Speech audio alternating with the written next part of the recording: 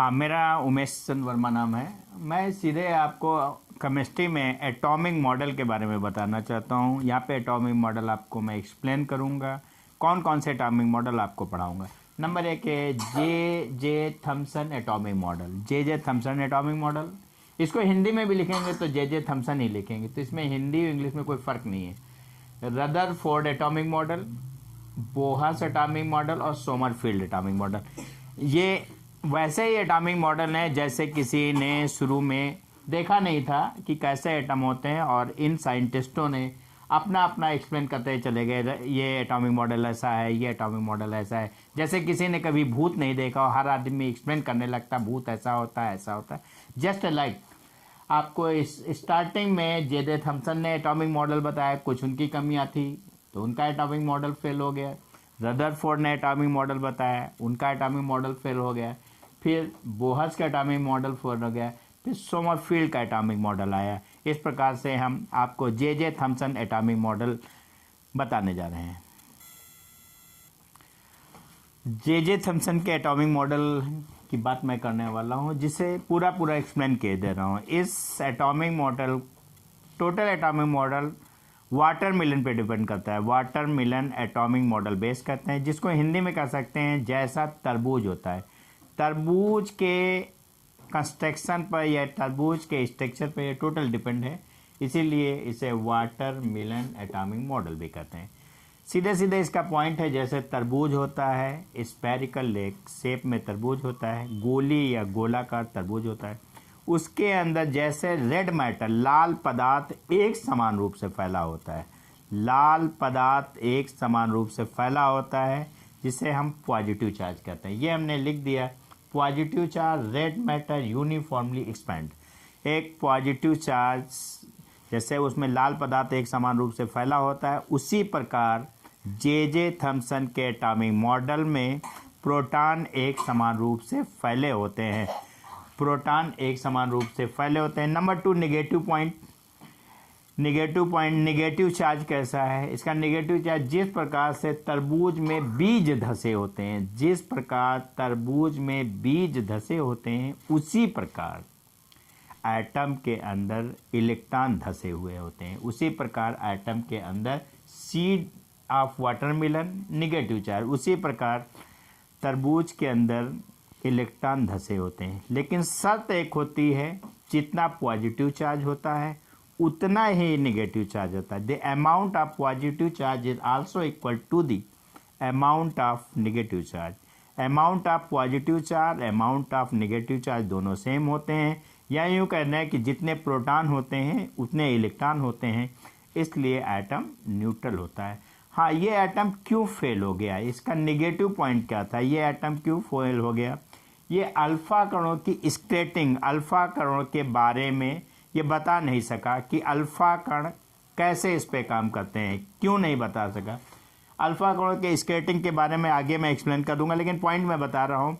जब एटम पे अल्फ़ा कण डाले गए तो एटम के सेंटर पर जो अल्फ़ा कण पहुँचा, वो अल्फ़ा कण वहाँ से स्प्रेड हो गया या परिकीर्णन हो गया। परिकीर्णन, इसका मतलब वहाँ से उसने अपनी दिशा बदल लिया। ऐसा इसलिए था क्योंकि न्यूक्लियस के अंदर पॉजिटिव चार्ज होते हैं और अल्फा कण भी पॉजिटिव होते हैं। और इस चीज़ की ये व्याख्या या इस एक्सप्लेन को या इस कारण को जे थॉम्सन का एटॉमिक मॉडल नहीं बता सका, इसलिए ये एटॉमिक मॉडल फेल हो गया। इसका नेगेटिव पॉइंट था या ड्रॉबैक यूँ कह सकते हैं, skating of alpha particle. Alpha particle अगर किसी भी एटम के सेंट्रल पे डाले जाते हैं तो अल्फ़ा का पार्टिकल वहाँ से स्केटिंग हो जाते हैं, परिकीर्णन हो जाता है। और इस पॉइंट का, इस कारण की व्याख्या जे थॉम्सन का परमाणु मॉडल नहीं कर सका, इसलिए फेल हो गया। एक बार मैं फिर रिपीट किया जाता हूँ, रटने की कोई ज़रूरत नहीं, बस सिर्फ सुन लीजिए। जे थॉम्सन नाम के एक साइंटिस्ट थे, उन्होंने 1904 में एक एटॉमिक मॉडल प्रस्तुत किया। उन्होंने कहा कि एटम ऐसा होता है। उन्होंने कहा एटम जैसा तरबूज होता है या वाटरमेलन होता है वैसा होता है। फिर उन्होंने कहा जैसे तरबूज के अंदर लाल पदार्थ रेड मैटर एक समान रूप से फैला होता है, उसी प्रकार एटम के अंदर प्रोटॉन यूनिफॉर्मली एक्सपैंड होते हैं, प्रोटॉन एक समान रूप से फैले होते हैं।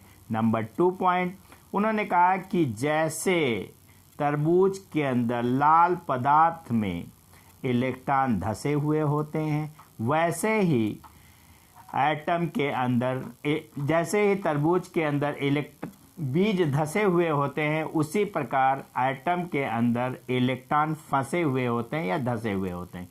फिर उन्होंने एक और पॉइंट कहा कि जितना संख्या में इलेक्ट्रॉन होते हैं उतनी संख्या में प्रोटॉन होते हैं, इसलिए एटम क्या होता है, न्यूट्रल होता है।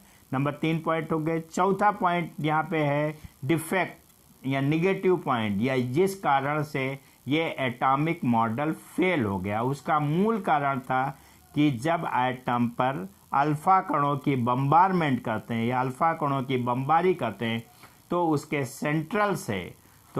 सेंट्रल से अल्फा कण स्कैटरिंग हो जाते हैं, बाहर निकल जाते हैं, अल्फा कण बाहर निकल जाते हैं। और ये बाहर क्यों निकलते हैं, इस चीज़ की व्याख्या या इसका एक्सप्लेन जे थॉमसन का परमाणु मॉडल नहीं कर सका, इसलिए ये एटॉमिक मॉडल फेल हो गया। ये आगे बात हम आपको करने वाले हैं रदरफोर्ड एटॉमिक मॉडल। ये एटॉमिक मॉडल कैसे बना और इसकी पूरी मैं कहानी आपको सीधे एक्सप्लेन कर दे रहा हूँ। 1911 की बात है।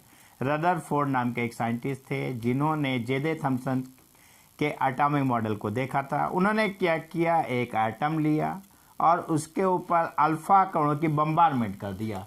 यहाँ एक उन्होंने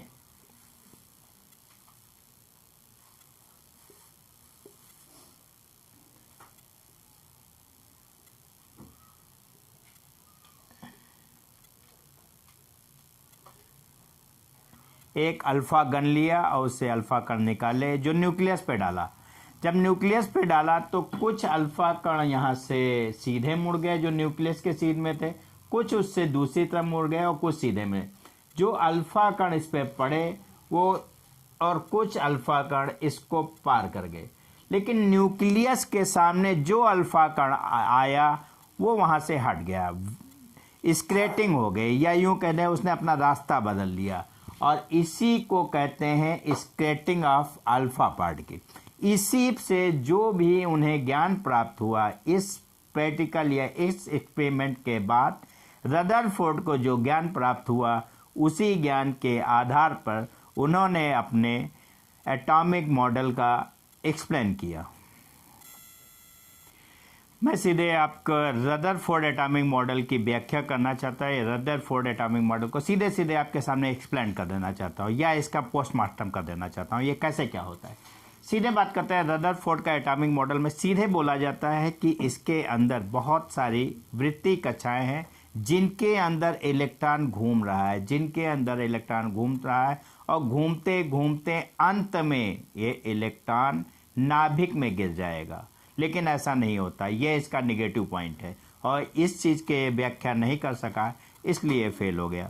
सीधे बात करते हैं, इसमें सबसे मेन पॉइंट कहा जाता है कि नाभिक के अंदर बहुत सारी वृत्तीय कक्षाएं हैं जिन कक्षाओं में इलेक्ट्रॉन घूम रहा है, घूमते घूमते अंत में इलेक्ट्रॉन नाभिक में गिर जाएगा और नाभिक का विनाश हो जाएगा। लेकिन वास्तव में ऐसा होता नहीं है। क्यों नहीं होता है, इस चीज़ की व्याख्या यह एटॉमिक मॉडल नहीं कर सका और इसलिए एटॉमिक मॉडल फेल हो गए। इस एटॉमिक मॉडल में क्या क्या पॉइंट एक्सप्लेन किए गए वो मैं आपको एक्सप्लेन कर दे रहा हूँ। सीधे बात करते हैं, इस atomic model scattering of alpha particle का जब एक्सप्लेन हुआ तो वहाँ से कुछ पॉइंट मिले और रदरफोर्ड ने उन पॉइंटों को एक्सप्लेन किया। नंबर 1 पॉइंट इन्होंने कहा कि जो एटम है वो स्फेरिकल है, गोली है। नंबर 2 पॉइंट कहा इन्होंने जो एटम है माइन्यूट, बहुत छोटा, वेरी माइन्यूट, बहुत छोटा है। फिर तीसरा इन्होंने पॉइंट कहा जो एटम है वो न्यूट्रल है। इसके बाद इसी आधार पर 2-3 पॉइंट कहे गए। सीधे बात करते हैं कि एटम स्फेरिकल है, वेरी माइन्यूट है, इलेक्ट्रिकली न्यूट्रल है। इस एटम में इलेक्ट्रॉन बैलेंस क्यों है, ये पॉइंट है। ये पॉइंट आगे बोहर्स फील्ड में आपको एक्सप्लेन करेंगे। बोहर्स फील्ड में ये पॉइंट एक्सप्लेन किया जाएगा। एक इलेक्ट्रॉन पर 2 फोर्स लगते हैं, एक अंदर की ओर फोर्स, एक बाहर की ओर फोर्स। जो अंदर की ओर फोर्स लगता है वो सीधे फोर्स ऑफ अट्रैक्शन होता है, जो बाहर की ओर फोर्स लगता है ये वो सेंट्रीफ्यूगल फोर्स होता है। तो एक पॉइंट मैं एक्सप्लेन करता हूँ, इसका अपना निगेटिव पॉइंट जो है जिसकी वजह से ये एटॉमिक मॉडल फेल हो गया, उसका मूल कारण था कि इलेक्ट्रॉन इसकी वृत्तीय कक्षाओं में घूमते हुए इसके नाभिक में गिरेगा और ब्लास्ट हो जाएगा। ब्लास्ट क्यों हो जाएगा ये भी समझ लीजिए। ब्लास्ट क्यों हो जाएगा इसका कारण ये है क्योंकि नाभिक में कहा गया प्रोटॉन है और जो इलेक्ट्रॉन है वो निगेटिव चार्ज है, प्रोटॉन पॉजिटिव चार्ज, और जब प्लस और माइनस जब एक दूसरे से मिलते हैं तो विस्फोट होता है। और ये एटम कब में विस्फोट हो जाना चाहिए, लेकिन इस एटम में विस्फोट नहीं हो सका। और इस कारण क्यों नहीं हो सका, इस चीज़ की व्याख्या ये एटॉमिक मॉडल नहीं कर सका, या रदरफोर्ड का एटॉमिक मॉडल नहीं कर सका, इसलिए ये एटॉमिक मॉडल फेल हो गया। एटॉमिक मॉडल फेल होने का मूल कारण है कि एटम के अंदर ब्लास्ट हो जाना चाहिए और इसका अपना अस्तित्व खत्म हो जाना चाहिए। क्यों? क्योंकि इलेक्ट्रॉन निगेटिव चार्ज है और प्रोटॉन पॉजिटिव चार्ज है। इलेक्ट्रॉन वृत्तीय कक्षाओं में घूमता है और प्रोटॉन उसके न्यूक्लियस में पाया जाता है।